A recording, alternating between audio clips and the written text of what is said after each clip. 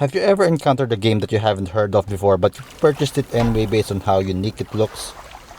Well, that's exactly what happened to me when I saw Sunless Sea Submariner Edition, a survival game from Failed Better Games and published by the Jarati. But before we start this episode of Bababer, please, can I interest you in subscribing? Just click that subscribe button down below. Thanks. Sunless Sea is a survival exploration RPG with roguelike elements. London or Fallen London along with several other cities are now in an underground area called the Neath and are surrounded by an underground sea called the Untersee. Set in the Victorian era, you play as a captain of a steamship as you travel above and eventually underwater in order to fulfill your ambitions, which are essentially the game's victory conditions. When you first start playing this game, you'll get a feeling that you're missing something from the backstory. Sunless Sea is actually a spin-off of Fallen London, a browser-based text-adventure game. You don't need to play Fallen London to understand the backstory. Admittedly, it's hard to understand in the beginning, but you'll piece it together after several hours. It's quite hard to figure out what you're supposed to be doing in the beginning.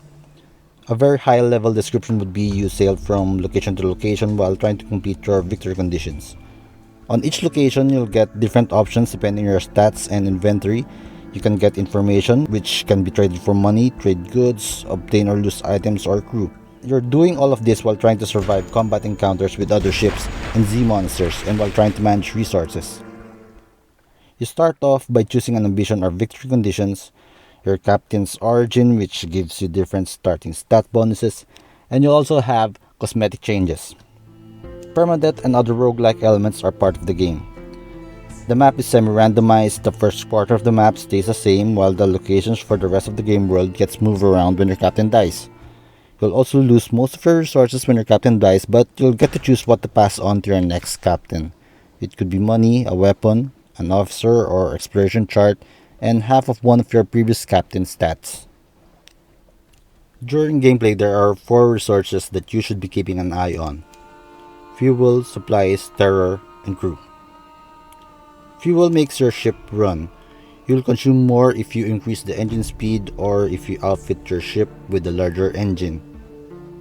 Supplies keep your crew alive. Larger crews consume supplies faster. If you run out of supplies, your crew will probably turn on each other. A high terror level will cause a mutiny, which will end your game. Traveling in the dark and choosing various in-game events will cause terror to increase. Some in-game events are also dependent on your terror level. The crew number determines how efficiently the ship is run. Having half of the maximum crew number will cause the ship to travel slowly. In-game events may also cause you to lose some of your crew. Fuel supplies and crew can be replenished in London and other ports, while terror can be reduced with shore leave in London. After you reach a certain port and fulfill certain quest requirements, you'll be able to turn your ship into a submarine, which is part of the Zubmariner Edition DLC.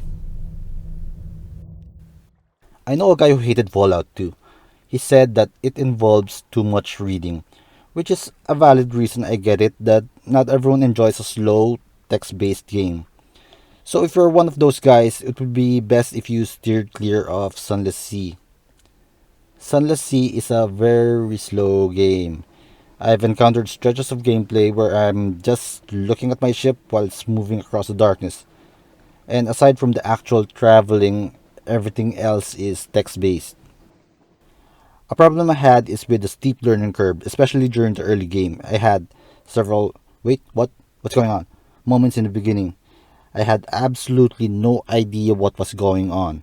I didn't know why I was underground. I didn't know why I was traveling. I didn't know what the items were for, but it does start to make sense after several playthroughs.